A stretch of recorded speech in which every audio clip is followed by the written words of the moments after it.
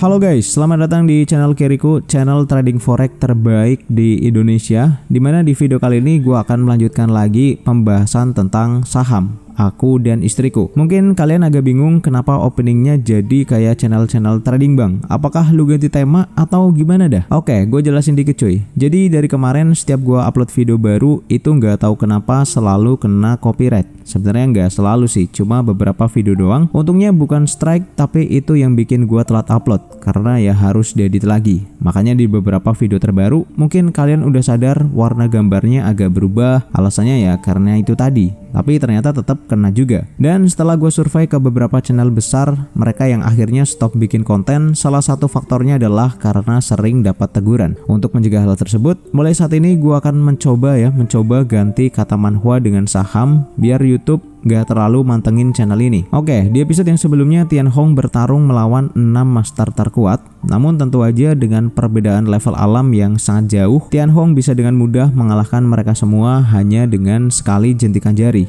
Dan setelah itu Tian Hong berencana untuk menghancurkan ke-6 sekte karena dianggap telah mendukung perbuatan Raja Ning dan mereka adalah sumber masalah untuk kota Fanjing. Di tempat lain, Pangeran Ning akhirnya melakukan serangan ke arah menara kota, di mana sebelumnya Li Shu udah memperingatkan Pangeran Ning untuk berhenti, namun ia nggak peduli dengan itu semua. Seperti biasa, buat yang belum nonton episode sebelumnya silahkan cek playlist dan jangan lupa untuk daftar SeaBank, dimana nantinya kalian bakal dapat berbagai keuntungan. Linknya ada di deskripsi dan ini dia alur cerita aku dan istriku bagian ketiga.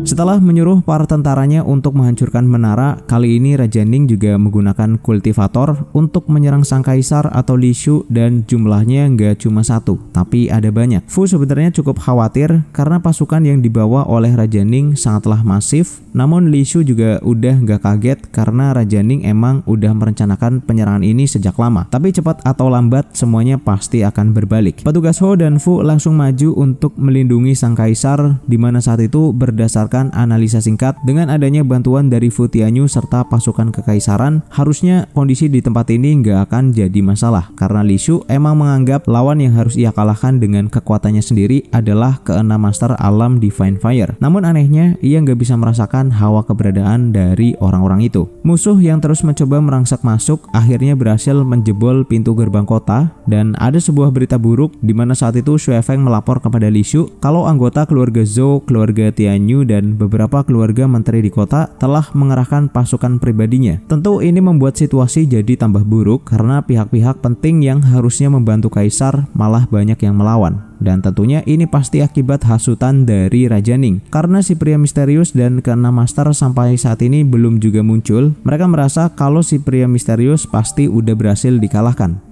Menurut Raja Ning, selama orang itu nggak datang dan mengganggunya, rencana untuk merebut tahta pasti akan segera terwujud. Petugas Ho melapor kepada Li Shu, para leluhur yang berada di alam profon dari keluarga besar tadi telah bergerak dan menghancurkan pertahanan kota bagian timur. Xue Feng udah pasrah karena situasinya benar-benar buruk, seakan-akan mereka ini bertarung sendirian. Petugas Ho juga setuju dan meminta Li Shu untuk segera pergi meninggalkan lokasi karena situasinya benar-benar di luar kendali. Namun Li Shu menolaknya karena kaisar ini katanya akan menentukan pilihannya sendiri, dan menurut Li Shu ini udah waktunya beraksi karena kekuatan dalam Raja Ning telah muncul. Setelah bawahannya mengabarkan jika gerbang kota berhasil ditembus, Raja Ning langsung mengajak para master kultivator yang ia bawa, yaitu Master Dulong, Master Jugung, dan Master Kunwu untuk bersama-sama masuk ke dalam kota dan menangkap sang kaisar. Xue Feng berteriak ketakutan, bagaimana bisa Raja Ning dan pasukannya telah berhasil masuk serta langsung menemukan keberadaan sang kaisar. Li Shu meminta Xue Feng untuk tenang, dan di situ Raja Ning kembali berbicara, ia nggak akan menyakiti dan menyerang siapapun jika orang-orang yang menjadi musuhnya ini bersedia untuk mundur. Karena situasinya emang udah sangat chaos, para tentara kekaisaran ramai-ramai melepaskan senjatanya dan bergabung dengan Raja Ning yang membuat petugas Ho marah besar. Di situ kaisar bertanya kenapa petugas Ho dan Fu Tianyu gak ikut mundur, padahal jika menyerah aja mereka akan aman.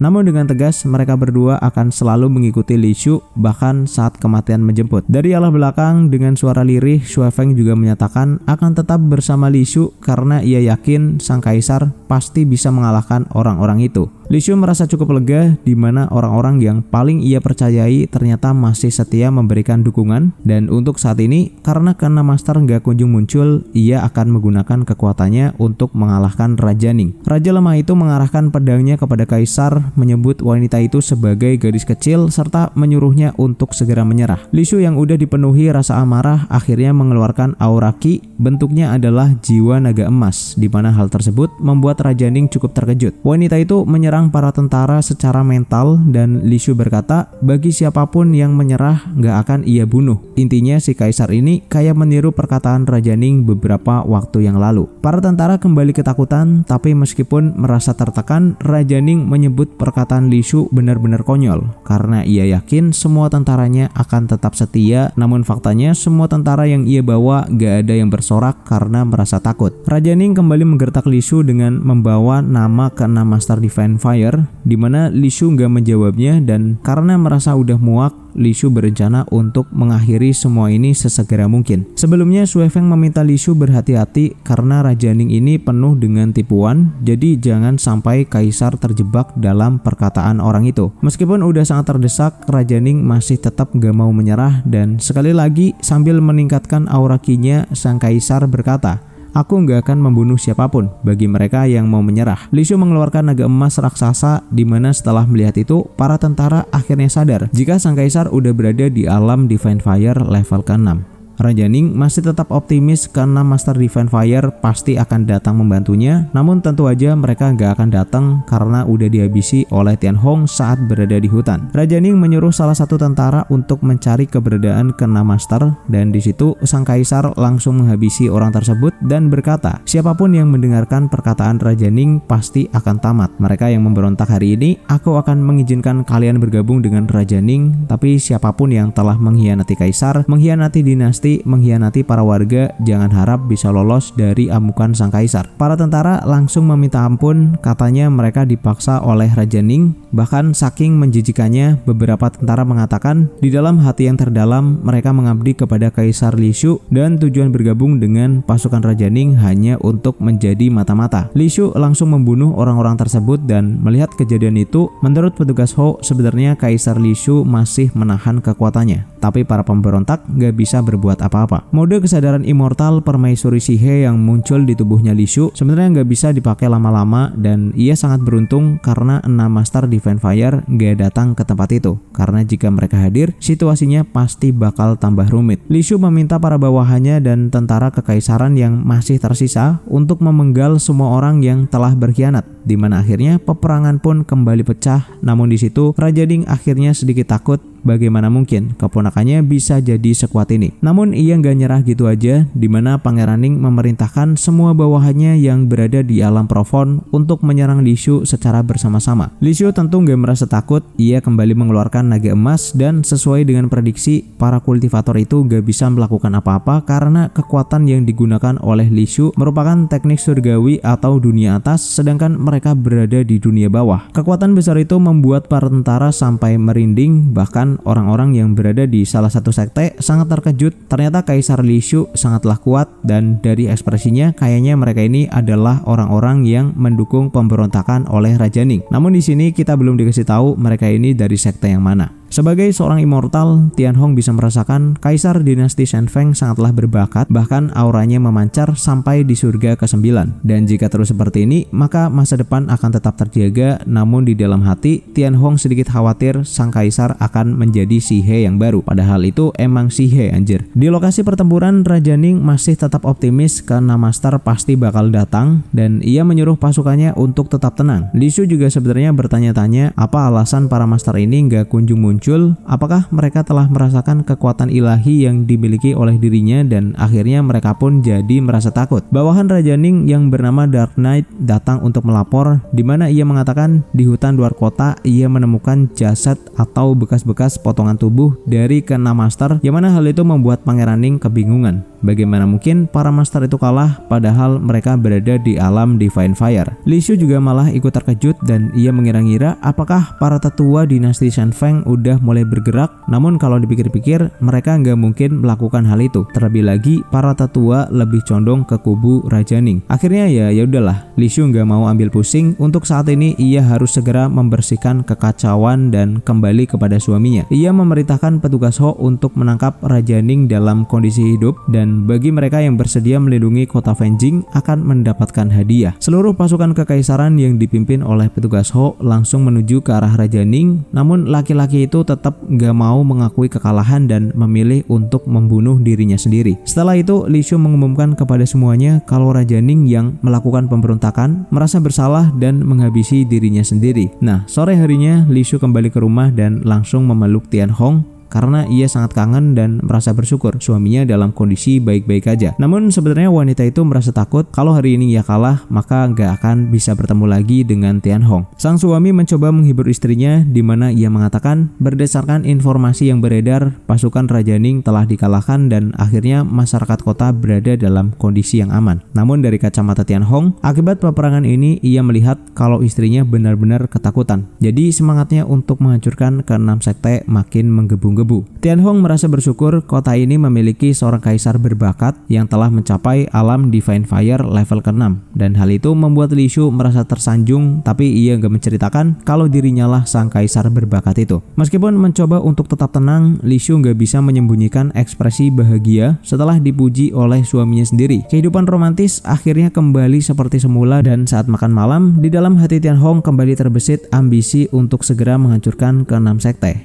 Ia berkata kepada istrinya, besok ia akan pergi ke kota Black Rock untuk membeli beberapa bahan karena kemarin ada pesanan patung yang belum selesai dikarenakan penyerangan Raja Ning. Seperti biasa karena udah nggak tahan, Tian Hong mengajak Li Shu segera ke kamar dan ia akan meminta maaf dengan cara yang benar. Tian Hong menggendong istrinya dan wangi yang dikeluarkan Li Shu selalu membuat laki-laki itu bahagia meskipun selama ini ia tentu udah sering mencium aroma tersebut. Oke, singkat cerita saat pagi tiba, Tian Hong pamit untuk bekerja, namun dalam perjalanan ia merasa sedang diikuti atau diawasi oleh beberapa orang, di mana orang-orang ini merupakan utusan dari sang kaisar Li Shu yang bertugas untuk melindungi Tian Hong apapun yang terjadi. Saat mereka sedikit berpaling, Tian Hong udah gak ada di tempat dan para pengawal ini tentu langsung kebingungan. Padahal Tian Hong katanya cuma seorang pemuda berkaki lemah. Bagaimana mungkin ia bisa lolos dari pengamatan seorang penjaga profesional? Salah satu dari mereka menyarankan untuk segera berpencar karena jika kliennya ini sampai terluka, maka nyawa mereka yang akan jadi taruhannya. Dari gambar peta ini kita bisa melihat kalau Tian Hong udah berada ribuan mil jauhnya dari para penjaga bayangan. Intinya ia nggak bakal bisa ditemukan. Tian Hong berhenti di sebuah tempat bernama Lembah Ribuan Bunga, kemudian menggunakan kekuatan immortalnya untuk naik ke dunia atas dan mata primordial Hong Meng kemudian muncul, dimana katanya entitas mata yang satu ini bisa memblokir kekuatan semua orang. Namun mata ini juga membuat Tian Hong bisa menggunakan kekuatan immortal di dunia bawah. Akhirnya Tian Hong berhasil naik dan di lembah tersebut setiap hari ada banyak kultivator wanita yang sedang mandi.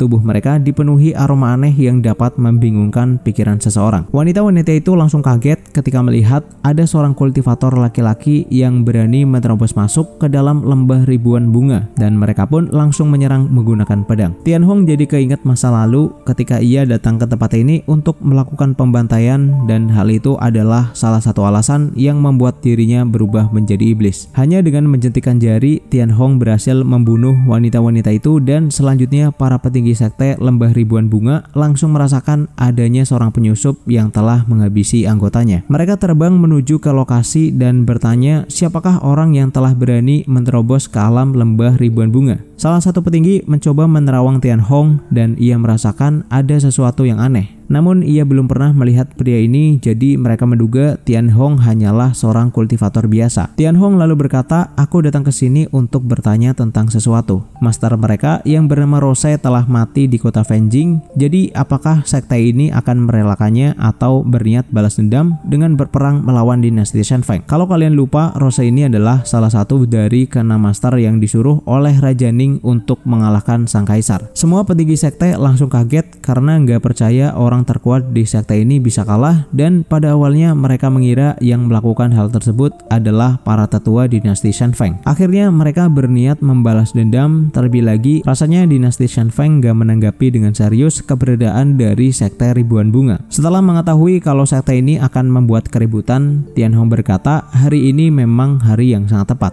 kalau ia menghancurkan ke-6 sekte, dimulai dari sekte Ribuan Bunga. Para petinggi sekte tersebut merasa terhina dan menyebut Tianhong sebagai orang halu karena bermimpi bisa melenyapkan ke-6 sekte terkuat. Pertarungan akhirnya dimulai, namun Tianhong berencana hanya mengeluarkan satu jurus, dan jika ada yang bisa bertahan dari serangan ini, ia akan mengampuni nyawanya. Tanah di dunia tersebut kemudian retak, dan dari atas langit muncul tangan dewa yang siap menggeprek cewek-cewek ini, namun anehnya mereka nggak bisa bergerak. Wanita berbaju merah merasa heran bagaimana mungkin ada master sekuat ini muncul di dinasti Shan Feng. Kakinya langsung terasa lemas, kemudian ia bersujud meminta maaf dan berjanji bahwa semua orang yang ada di sini bersedia menjadi bawahan Tianhong jika ia mau melepaskan mereka. Sebenarnya tadi Tianhong udah memberikan mereka kesempatan, namun karena terus diremehkan, akhirnya ia nggak menggubris perkataan wanita itu dan tetap menggeprek mereka menggunakan tangan dewa. Serangan itu menimbulkan ledakan besar dan akhirnya sekte pertama berhasil dihancurkan. Gak pakai lama, Tianhong menuju ke tempat berikutnya, yaitu tanah utara daerah Qinghe, yang mana di tempat bersalju itu adalah wilayahnya sekte Dao Hitam dan Putih.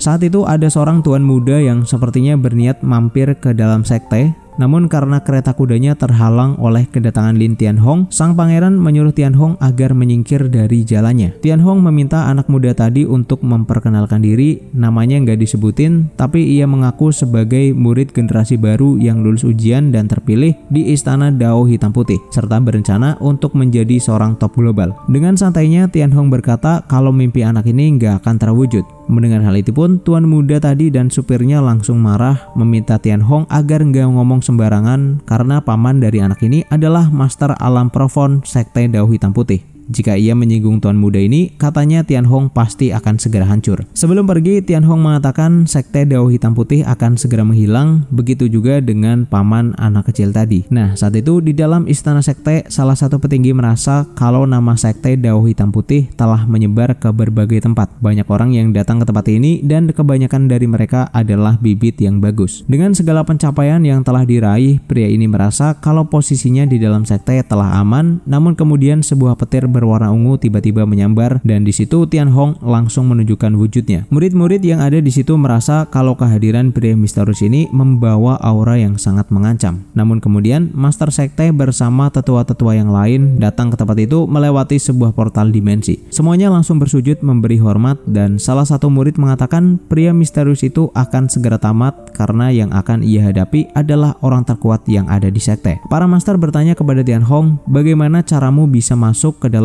wilayah sekte Dao Hitam Putih karena perbuatan tersebut bisa membuat nama sekte jadi tercemar. Tianhong hanya menjawab, sebentar lagi istana Dao Hitam Putih akan menghilang, jadi apa pentingnya sebuah reputasi. Master sekte tentu langsung marah dan ia mengeluarkan jurus elemen bola api. Sedangkan Tianhong lagi-lagi menggunakan jurus tangan dewa. Energi mereka saling berbenturan dan si master langsung terkejut karena gabungan kekuatan para tetua dan dirinya ternyata bisa diimbangi. Bahkan ia merasa kekuatan ini nggak mungkin ada di dunia manusia. Ledakan besar pun tercipta dan anak kecil yang kita lihat di awal tadi akhirnya bisa menyaksikan kekuatan yang sesungguhnya dari pria yang ia anggap remeh. Misi penghancuran kedua selesai dilaksanakan, tapi gua nggak tahu nasib para murid sekte Dao Hitam Putih. Apakah mereka ikut musnah atau cuma master-masternya doang? Kini tinggal 4 sekte yang tersisa, dan biar lebih efisien, Tianhong membuat beberapa bunshin. Setelah itu mereka ditugaskan untuk memusnahkan keempat sekte terakhir sampai nggak ada yang tersisa. Gak lama setelah bayangannya berpencar, ledakan besar terdengar dari setiap sekte, di mana itu menandakan kalau misi utamanya telah berakhir. Dan dengan ini diharapkan kota Fanjing akan terbebas dari kekacauan serta kehidupan sebagai seorang manusia biasa bisa kembali dilanjutkan. Tujuan Tianhong yang selanjutnya adalah pergi ke kota Black Rock untuk berbelanja bahan pahatan. Setelah itu segera pulang ke rumah karena ia yakin sang istri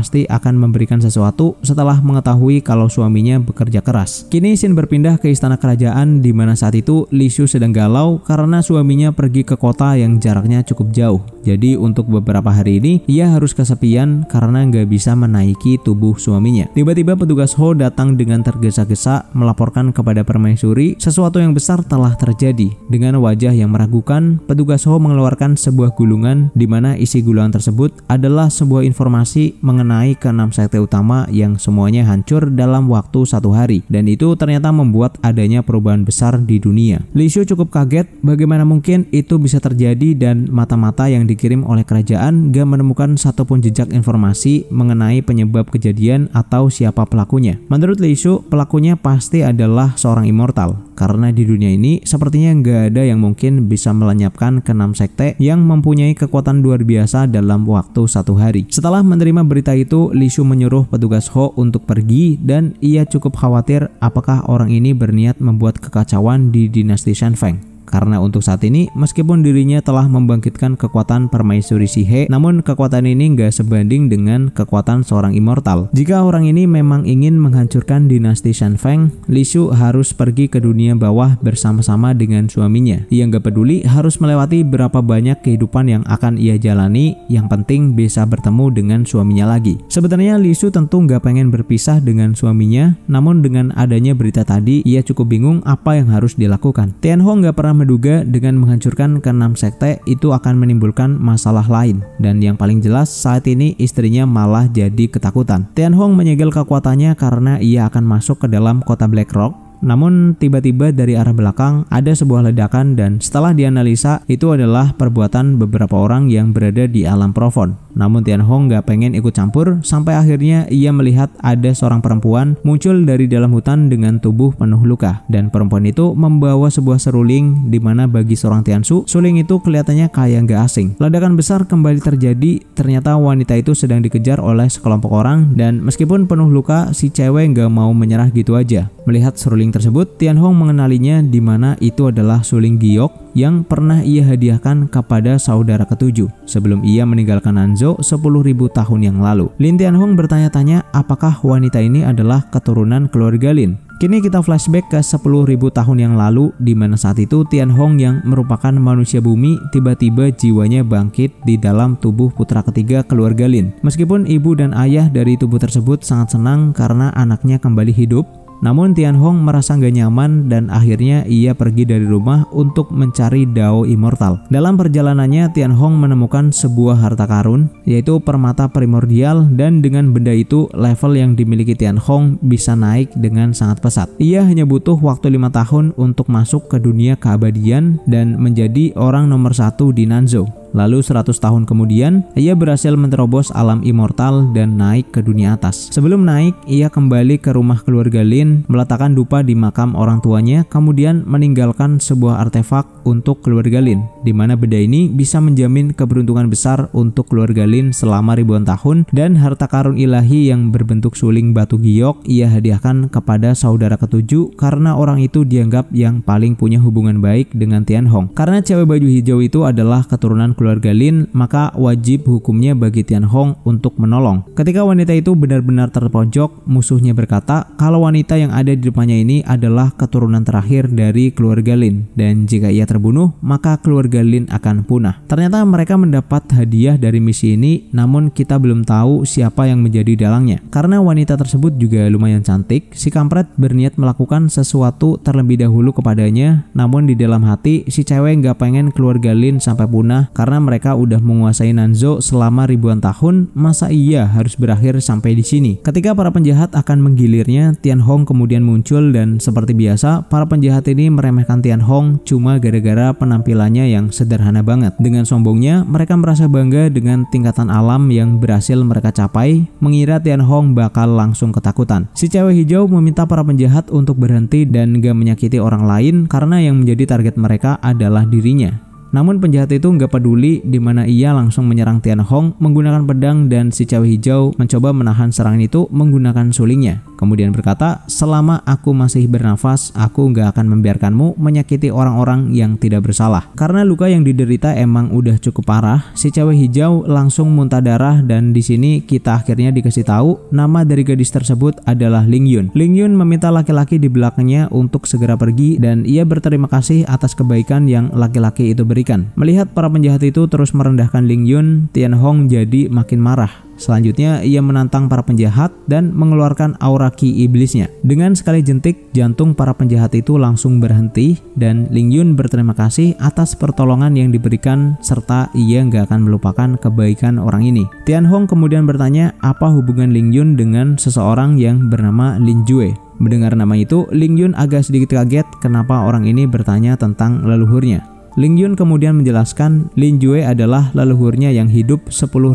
tahun lalu dan harta karun ilahi peringkat kelima yaitu Suling Giok adalah warisan dari leluhurnya. Sebenarnya Ling Yun agak bertanya-tanya apakah orang ini mengenal leluhurnya, namun kalau dipikir-pikir rasanya mustahil. Sekarang Tianhong merasa yakin kalau perempuan ini adalah keturunan asli keluarga Lin. Terlebih lagi di dalam tubuh Ling Yun ada sedikit esensi dari seorang Lin Jue meskipun keberadaannya sangat lemah. Dengan kekuatannya Tianhong menyembuhkan seluruh luka yang ada di tubuh Ling Yun dan kemudian ia kembali bertanya kenapa para penjahat tadi ingin membunuhnya dan katanya keluarga Lin akan menghilang. Apa maksud dari perkataan itu? Padahal seharusnya artefak yang ia berikan bisa melindungi keluarga Lin, bahkan seorang immortal juga harusnya nggak bisa merusaknya. Ling Yun menjelaskan seluruh anggota keluarga Lin telah dihabisi dan hanya menyisakan dirinya doang. Ayah, ibu, paman, bibi semuanya dibunuh oleh orang-orang dari tanah suci Ling Xuan. Dan mendengar hal itu pun Tianhong terlihat sangat marah.